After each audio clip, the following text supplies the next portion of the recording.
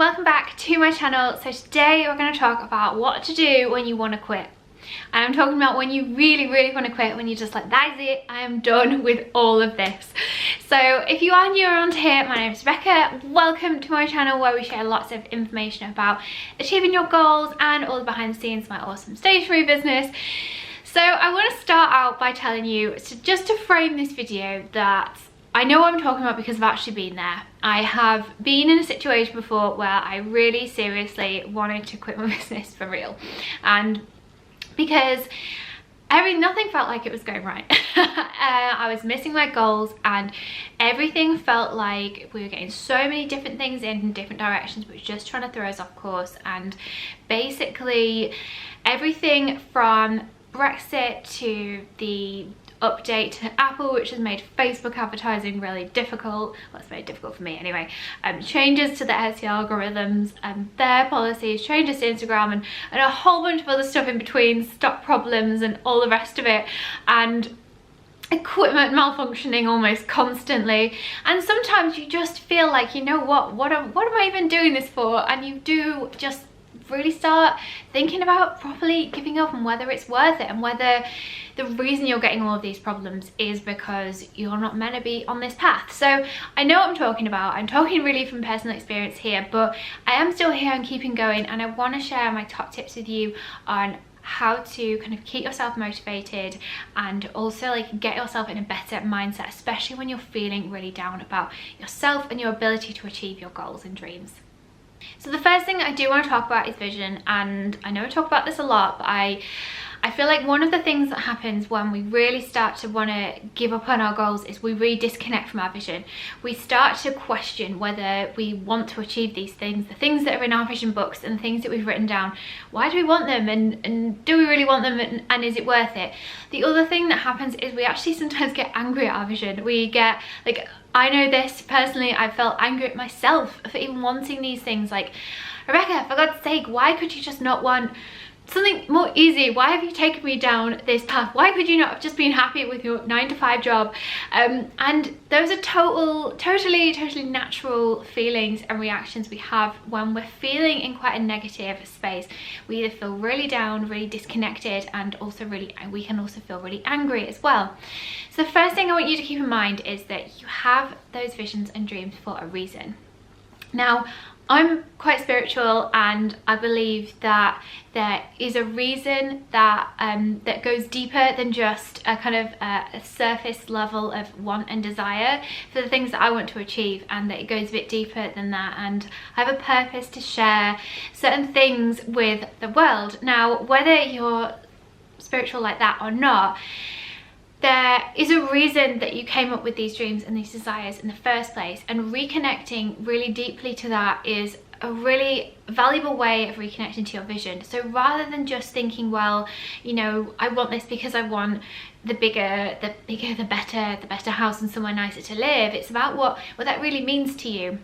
And it really means to you to put your work out into the world, your art, your creativity, your book, your business, whatever it might be, or whatever you might be trying to achieve for yourself, even if it's a health or a fitness goal. What's the bigger reason and meaning behind that? Because there's a reason that you have these goals, these desires, and these visions, whether it's for yourself or for the rest of your family and for improving the lives of the people around you. There's a reason. So the first thing to do is try and reconnect to that vision. Don't get angry at yourself if you can, or use that in a way to motivate yourself.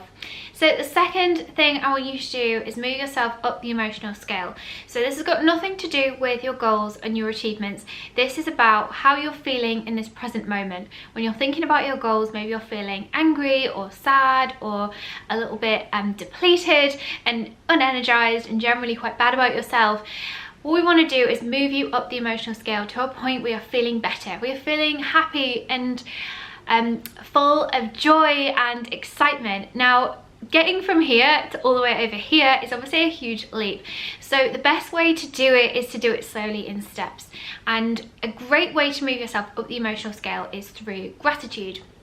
So it's super simple, and I know that sometimes when you're feeling in a state of real sort of desperation, like nothing's working and everything's impossible and nothing's going right, it can be really hard to feel grateful for anything.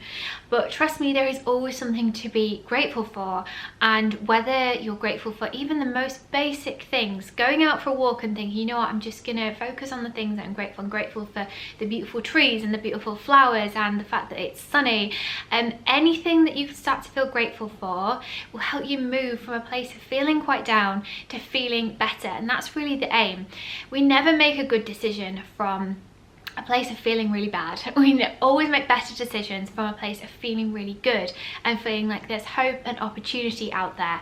For example, I know that if I'm like panicking about the fact that I haven't made many sales and I've got a load of bills coming in and I'm like freaking out and I've got loads of anxiety, if I'm making a decision from that space, what I'm likely going to do is maybe a rash decision or a bad one, like going, you know, I'm just going to spend loads of money on more ads, just spend money trying it.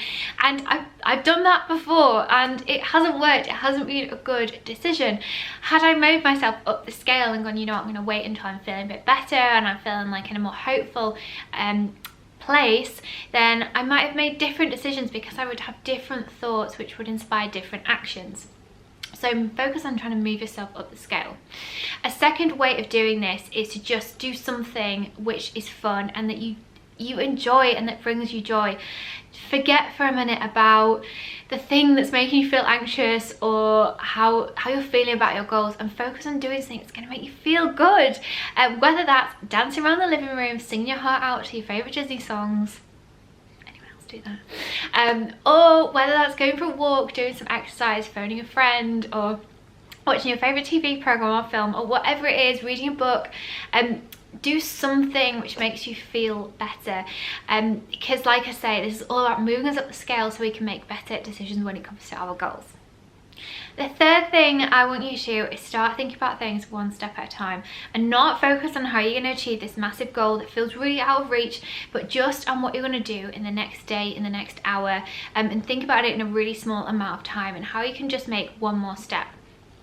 Whenever I go out running, I mean, I don't really like running at all, but if I force myself to go out and I'm trying to reach a certain distance, every time I always think about, oh, I'm going to stop for a break now, I'll always say to myself, I'll focus on maybe like a lamppost or a tree, you know, a little bit further in the distance. I'll just say, right, Rebecca, before you take a rest, just run to that tree, just run, and make myself do it in really small amounts of steps. Because if you break things down for our mind, you can focus on running at that tiny amount of distance. The idea of doing 2 more laps around the park seems huge. The idea of just running a little bit further and then just running a little bit further is way more easy for your mind to handle and way more easy to motivate yourself to do. And in doing that, you actually start to make a lot more progress. So when you're feeling really negative and you're feeling like, oh, I just want to give up on this whole thing, just thinking, okay, you know what, I'm going to try it for one more day. I'm going to take one more action, I'm just going to do one more thing. And with that, you start to build up momentum and then hopefully some positive results as well. Tip number 4 is to spend some time with your heroes. Now, this doesn't need to be actual people, but finding people who are out there who are inspiring you, whose stories inspire you, and have a little bank of people who you can kind of go to hear their stories and to feel inspired by them. So for example, it might be picking up your favorite book or your favorite ebook. At the moment, I'm listening to the Everyday Hero Manifesto by Robin Sharma. It's really great, so I will put a link to that below. But go to events, find people who inspire you, who lift you up. We are so influenced, especially in our mindset, by the people we spend most time with. And especially if you're spending a lot of time on your own, going out and spending time with people who also, like, you know, dream big and who have come through difficult times and who have achieved things as well, it will be such a brilliant source of inspiration. Tip number 5 is to remember that you can do this. The mantras that we repeat in our heads become stuck. So if you are telling yourself over and over again that you don't have what it takes, that you can't do this, that you aren't strong, you aren't resilient, that is not going to help you. You need to shut down those thoughts right now. Write and find some new affirmations which you can recite over and over again in your head, out loud, in the mirror, wherever it is. Record it on your phone and listen to it back. Whatever it takes to rewrite those old mantras that just are no longer serving driving you. One of the things you can also do is get it written down on a post-it, stick it on your computer screen, do some Googling, check out my Instagram. It's full of affirmations to give you some inspiration for creating yours that really resonate with you. You can also find lots of postcards and prints on my website if you want to build a more inspiring workspace like we have here. And if you can't find the quote you're looking for, let me know, because I can make a bespoke one for you. So if you find a quote that we don't have, then let me know and we can print it up for you and make it beautiful, and you can also create somewhere inspiring. But whatever you do, just keep reciting those in your head and keep making sure that you're feeling good about yourself, because the more our thoughts impact our feelings and our feelings impact our actions. So just with what I was talking about, moving up the emotional scale, our thoughts are hugely influencing the way that we feel. So if we want to make better decisions, doing those from a place where we're feeling really good about ourselves is so powerful and is going to move you forward. I really hope you found these tips useful. If you would like more help and support, definitely check out my ebook and my planners, which help you sort of break down your goals and take consistent action to achieve them. Let me know which of these tips resonated most with you, and if you try any of them out and find good results, I'm sure that you will, but let me know your stories below. And also tell me about your experiences, and if you've been through anything similar and you've got any tips to share with the community, that would be awesome. So thank you so much for watching. I will see you around the internet very soon.